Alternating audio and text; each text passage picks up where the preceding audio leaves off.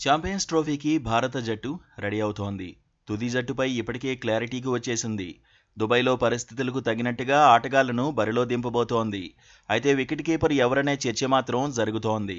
Wicket కీపర్గా Rahul బెటరా, లేదంటే రిషబ్ పంత్ను ఆడించాలా అనేది టాకింగ్ పాయింట్గా మారింది. ఇంగ్లాండ్తో 3 వన్డేల సిరీస్లో రాహుల్, పంత్ను ఇద్దరినీ ఆడించే అవకాశం ఉందని చర్చ జరిగింది. కానీ టీం మేనేజ్మెంట్ మాత్రం కేఎల్ రాహుల్కే జై కొట్టింది.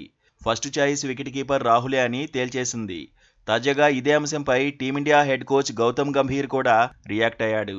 కేఎల్ రాహులే మొదటి చాయిస్ అన్నాడు. ఇప్పటికైతే అంతకంటే ఎక్కువ చెప్పలేనన్నాడు. రిషబ్ పంత్ కూడా అవకాశాలున్నాయన్నాడు. ఎప్పుడైనా జట్టులోకి రావచ్చన్నాడు. ఇద్దరూ క్వాలిటీ వికెట్ కీపర్లన్నాడు.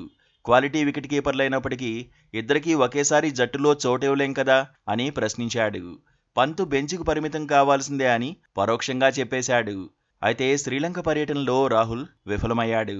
2 మ్యాచ్ల్లోనూ రాణించలేదు. మూడో మ్యాచ్లో పంత్కు అవకాశం దొరికింది. పంత్ కూడా పెద్దగా స్కోరేమీ చేయలేదు. ఇంగ్లాండ్తో సిరీస్లో రాహుల్ 3 మ్యాచ్ల్లోనూ అవకాశం దక్కించుకున్నాడు. తొలి 2 మ్యాచ్ల్లో కేఎల్ 6వ స్థానంలో బ్యాటింగ్ చేశాడు. తొలి మ్యాచ్లో 2 పరుగులు సాధించాడు. రెండో మ్యాచ్లో 10 పరుగులకు పరిమితమయ్యాడు. మూడో వన్డేలో 5వ స్థానంలో బ్యాటింగ్ చేశాడు. కాన్ఫిడెంట్గా క్రీజ్లో కదిలాడు. 29 బంతులు ఎదుర్కొని 40 పరుగులు చేశాడు. వన్డే వరల్డ్ కప్లోనూ రాహుల్ ఫస్ట్ చాయిస్ వికెట్ కీపర్గా బరిలోకి దిగాడు. అంచనాలకు తగినట్టే ఆడాడు. సీనియర్గా మిడ్లార్డర్లో బాధ్యతలు పంచుకున్నాడు. దుబాయ్లోనూ రాహుల్ కీలకం అవుతాడనే అంచనాలు ఉన్నాయి. మిడ్లార్డర్లో కేఎల్ రాణిస్తే తిరుగుండదని టీం మేనేజ్మెంట్ భావిస్తోంది. కెప్టెన్, హెడ్ కోచ్ కూడా రాహుల్పై ఎక్కువ ఆశలే పెట్టుకున్నారు.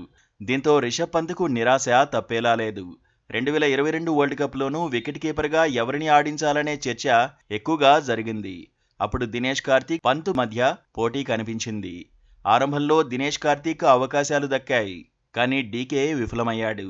దీంతో రిషబ్ పంత్ వైపు టీం మేనేజ్మెంట్ చూసింది. ఇప్పుడు ఛాంపియన్స్ ట్రోఫీలో Rahul first choice wicket keeper అయిన పంత్ను లైట్ తీసుకోవద్దని మాజీలు సూచిస్తున్నారు.